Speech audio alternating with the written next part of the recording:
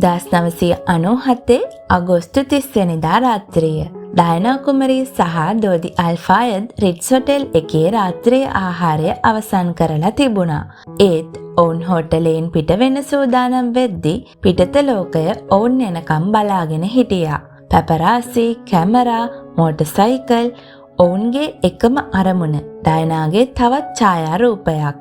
ඩයනා ඒ වන විටත් ලෝකයේ වැඩිපුරම ඡායාරූප ගන්නා කාන්තාවන්ගෙන් කෙනෙක්.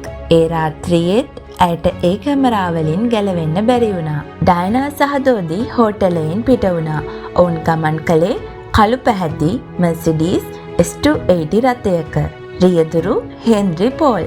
ඔහු රිට්ස් හොටෙල් එකේ ඩෙපියුටි හෙඩ් ඔෆ් සෙකියුරිටි. ඩයනා සහ දෝදි සමග තවත් ආරක්ෂක නිලධාරියෙක් හිටියා. ඔවුන්ට අවශ්‍ය වුණේ ඉක්මනින්ම හෝටලයෙන් පිට වෙලා පැපරාසින්ගෙන් ගැලවෙන්න. මෝටර් රථය වේගයෙන් ඉදිරියට ගියා. පැපරාසිත් පසුපසින්. මෝටර් සයිකල් කිහිපයක් මර්සිඩීස් එක පසුපසින් හඹා ගියා. කැමරා ෆ්ලෑෂ් වෙනවා. මෝටර් සයිකල් එහා මෙහා යනවා. ඒ අතර මර්සිඩීස් එකේ වේගය තවත් වැඩි වුණා. ඉදිරියේ තිබුණේ පොන්ට් ද අල්මා ටනල්. පැරිස් නගරයේ අඳුර උමගක්.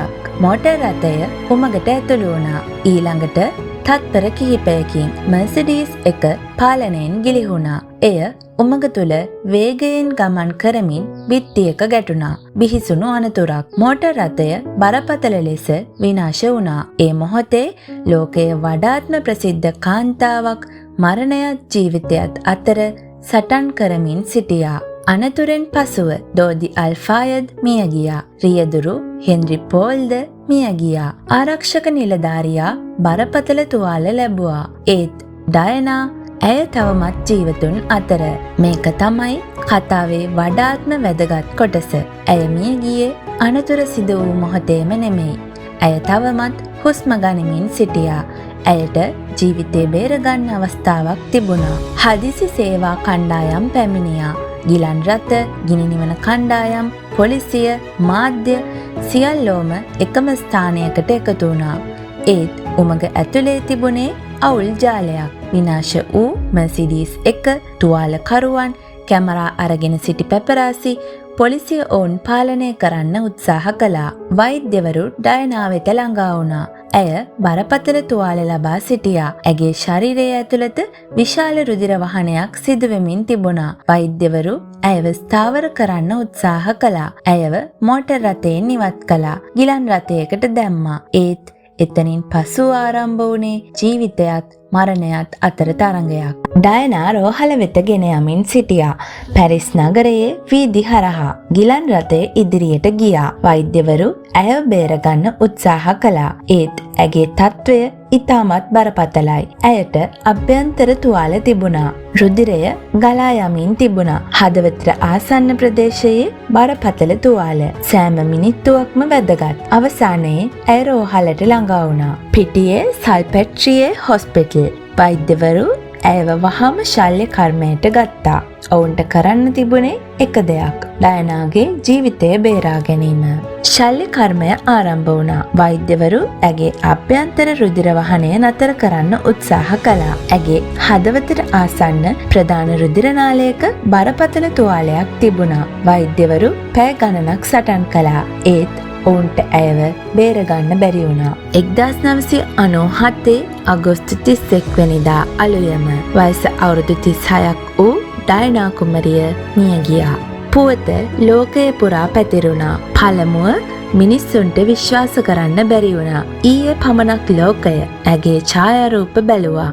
ඇය සිනාසුණා. ඇය දෝදි සමග සිටියා. ඇය සතුටින් පෙනුණා. ඒත් දැන් ඇය නැහැ. ලන්ඩනයේ කෙන්සින්ග්ටන් පැලස් ඉදිරිපිට මිනිසුන් රැස් වෙන්න පටන් ගත්තා. මල්, ඉටිපන්දම්, ලිපි, කඳුළු මිනිසුන් ඇයව තමන්ගේ පවුලේ කෙනෙක් වගේ දැනගෙන හිටියා. ඇය ඔවුන්ගේ පීපල්ස් ප්‍රින්සස්. ඩයනාගේ මරණයත් සමග එක් ප්‍රශ්නයක් ලෝකයේ පුරා පැතිරුණා. ඇත්තටම මොකද උනේ? මුලදී හැමෝම හිතුවේ වේගයෙන් ගිය මෝටර් රථයක් රියදුරට පාලනය අහිමිවීම නිසා සිදු වූ සරල අනතුරක් බවයි. ඒත් හැමෝම ඒ පිළිතුර පිළිගත්තේ නැහැ. විශේෂයෙන්ම මොහොමඩ් අල්ෆායද්. දෝදිගේ පියා. මොහොමඩ් අල් ෆායද් විශ්වාස කළේ ඩයනා සහ තම පුතා මියගිය සාමාන්‍ය රිය අනතුරකින් නොවන බවයි. ඔහු චෝදනා කළේ බ්‍රිතාන්‍ය රහස් ඔත්තු සේවය MI6 මේට සම්බන්ධ බවයි. ඒ ඇයි ඩයනා සහ දෝදි අතර තිබූ සම්බන්ධය. දෝදි මුස්ලිම් ජාතිකයෙක්. ඔවුන් විවාහවීමට සූදානම්ව සිටි බවට තිබූ සැකය. ඩයනා ගැප්ගෙන සිටි බවට පැතිරුණු කතා. මේ සියල්ල රාජකීය පවුලට පිළිගත නොහැකි දෙයක් විය හැකි බවට අල් ෆායද් විශ්වාස කළා. ඒ නිසා ඔහුගේ මතය වුණේ ඩයනා සහ දෝදිව ඉවත් කිරීමට සැලසුමක් තිබුණා. නමුත් මේක චෝදනාවක්. ඒක තහවුරු කළ සාක්ෂියක් තිබුණද? පරීක්ෂණවලදී මුලින්ම අවධානය යොමු වුණේ හෙන්රි පෝල් වෙත. ඔහු එදා රාත්‍රියේ මර්සිඩීස් එක ධාවනය කළා. පරීක්ෂණවලින් ඔහුගේ රුධිරයේ මත්පැන් මට්ටම පිළිබඳ ප්‍රශ්න මතුවුණා. ඔහු නීතිමය සීමාවට වඩා වැඩි මත්පැන් පානය කර තිබූ බවට පරීක්ෂණවලින් සඳහන් වුණා. එහෙමනම් ඔහුට මර්සිඩීස් එක ඒ වේගයෙන් ධාවනය කිරීමට හැකි වුණේ කොහොමද? ඔහු මත්පැන් පානය කරලා තිබුණා නම් ඔහුගේ රිය පැදවීම අනතුරට හේතුවක් වුණාද? නිල පරීක්ෂණවල අවධානය මේ කරුණට යොමු වුණා. ඊළඟට පැපරාසි. ඩයනා සහ දෝදි හෝටලෙන් පිට වෙන බව ඔවුන් දැනගෙන හිටියා. ඔවුන් මර්සිඩීස් එක පසුපසින් හඹා ගියා. මෝටර් සයිකල්, කැමරා, වේගය, අඳුරු පැරිස් වීදි මේක සාමාන්‍ය රිය ධාවනයක් නෙමෙයි. එය පසුපස හඹා යාමක්. පැපරාසි ඩයනාගේ ඡායාරූපයක් ලබා ගන්න ඕන නිසා මර්සිඩීස් එකට ආසන්න වෙන්න උත්සාහ කළා. මේ පසුපස හඹා යාම අනතුරට දායක වුණාද? නිල පරීක්ෂණවලදී ඔව් පැපරාසිගේ ක්‍රියා අනතුරට දායක වුණු බව සැලකුණා. ඒක සැලසුම් කළ ඝාතනයක් කියන අදහසට සමානද? නැහැ. ඒත් මෙතනින් කතාව තවත් අභිරහසක් බවට පත් වුණා. අනතුරට පෙර මර්සිඩීස් එක සුදු පැහැති ෆියට් ඕනෝ රථයකට ආසන්නව ගමන් කළ බවට සාක්ෂි සහ සාක්ෂිකරුවන්ගේ ප්‍රකාශ තිබුණා. මර්සිඩීස් එකේ බඳෙහි සුදු පැහැති තීන්ති සලකුණු හමු වුණා. ඒ කියන්නේ මර්සිඩීස් එක වෙනත් වාහනයක ගැටුණාද? එහෙමනම් ඒ ෆියට් ඌනෝ එක කාගේද? එය කවුද ධාවනය කළේ? ඒ වාහනය එතනින් කොහේ ගියාද? මෙය කන්ස්පිරසි තියරිස් සඳහා විශාල ඉඩක් ලබා දුන්නා. අවසානයේ ෆියට් ඌනෝ එක සොයාගත්තා. ඒත් එය අනතුර සැලසුම් කළ කෙනෙකුගේ වාහනයක් බව තහවුරු කිරීමට ප්‍රමාණවත් සාක්ෂි ලැබුණේ නැහැ. තවත් කතාවක් පැතිරුණා. අනතුර සිදුවීමට පෙර උමග තුළ දීප්තිමත් ආලෝකයක් දැක ඇති බව සමහර සාක්ෂිකරුවන් ප්‍රකාශ කළා. ඒ ආලෝකය මර්සිඩීස් රියදුරුගේ ඇස් අන්ධ කළාද? ඔහුට මොටර් රථය පාලනය කරගන්න බැරි වුණාද?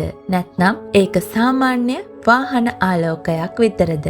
මේ ගැන විවිධ කතා පැතිරුණා. නමුත් ආලෝකයක් භාවිතා කරලා මර්සිඩීස් එක අනතුරට ලක් කළ බවට තහවුරු කරන තීරණාත්මක සාක්ෂියක් හමුුනේ නැහැ. තවත් ප්‍රශ්නයක්. අනතුර සිදු වූ ප්‍රදේශයේ කැමරා තිබුණා. එහෙනම් අනතුරේ පැහැදිලි දර්ශන තිබිය යුතුයි නේද? අනතුර සිදු වූ මොහොත පැහැදිලිව පෙන්වන තීරණාත්මක CCTV දර්ශනයක් නොතිබුණා. ඒකත් මිනිස්සුන්ගේ සැකය වැඩි කළා. ඇයි දර්ශන නැත්තේ? කැමරා තිබුණේ නැද්ද?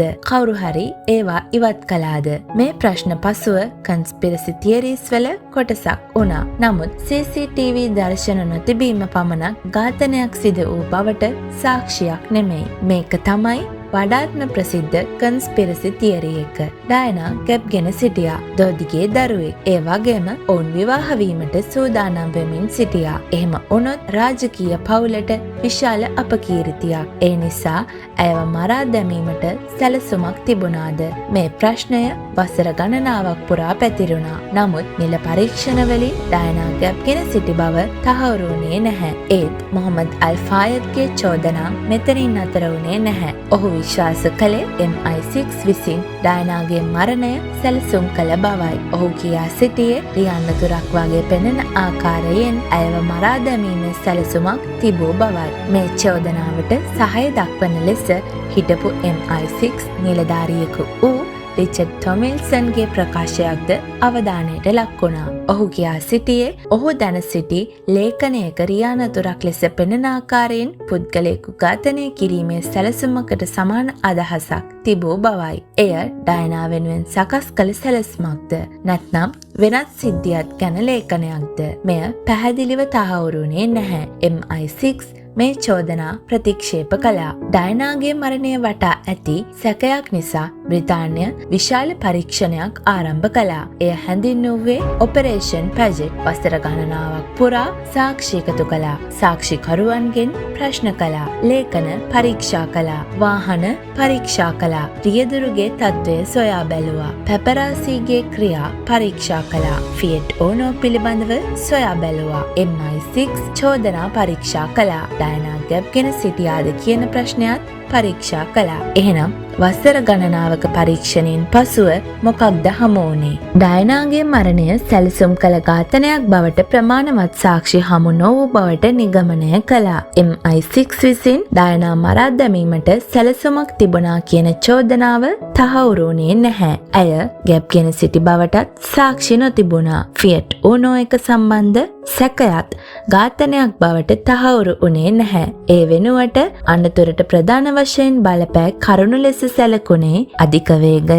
හෙන්රි පෝල්ගේ මත්පැන් භාවිතය, පැපරාසීගේ පසුපස හඹා යාම සහ ආසන පටිභාවිතය පිළිබඳ කරුණු. නිල පරීක්ෂණ වලින් පිළිතුරක් ලැබුණත් හැමෝම ඒ පිළිතුර පිළිගත්තේ නැහැ. විශේෂයෙන්ම මොහොමඩ් අල්-ෆායද් අවසානයේ දක්වාම තම මතය වෙනස් කළේ නැහැ. ඔහු විශ්වාස කළේ තම පුතා දෝදි සහ ඩයනා සාමාන්‍ය අනතුරකින් මිය ගියේ නැති බවයි. ඒ නිසා ඩයනාගේ මරණය අදටත් විශාල කන්ස්පිරසි තියරිස් ගණනාවක් වටා ජීවත් වෙනවා. සමහර වෙලාවට සත්‍ය කන්ස්පිරසි තියරි එකකට වඩා සරල වෙන්න පුළුවන්. එදා රාත්‍රියේ රියදුරෙක් අධික වේගයක් මත්පැන් පැපරාසීගේ පසුපස හඹා යාම අඳුරු උමගත් තත්පර කිහිපයක් ඒ සියල්ල එකට එකතු වුණා. ඒත් ඒ තත්පර කිහිපය ලෝකය සදහටම වෙනස් කළා. අනතුරට පැය කිහිපයකට කලින් ඩයනාගේ ඡායාරූප ලෝකය පුරා පැතිරෙමින් තිබුණා. ඇය